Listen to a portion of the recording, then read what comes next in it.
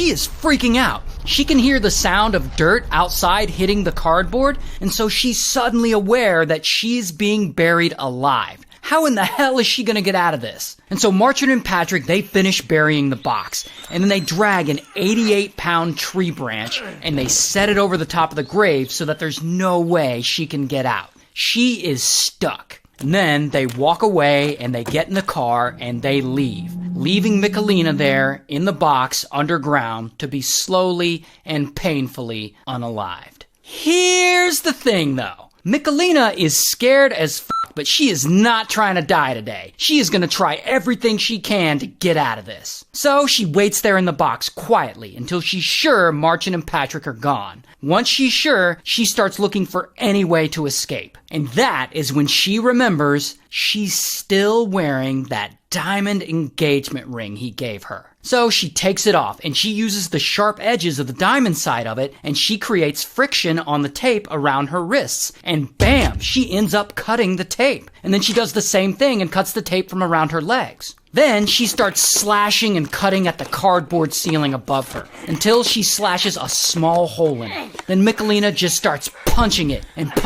until she punches through it. And she continues just punching and eventually she punches a hole big enough to get her head through. And she pushes herself up through the dirt as hard as she can until eventually her head comes out of the ground like she's a freaking zombie rising from the dead. And she wiggles herself out of the box and she squeezes out from underneath the tree branch lying on top of the dirt mound, and she is out. She had been buried alive for nearly an hour, and she's covered in dirt and she's all worn out, but she's alive. But now time has passed and it's dark and she's deep in the woods. She has no idea where in the hell she is. But then she hears music off in the distance. And it's not very loud, but she can definitely hear it. So she starts walking toward the sound, and it turns out it's coming from a nearby pub.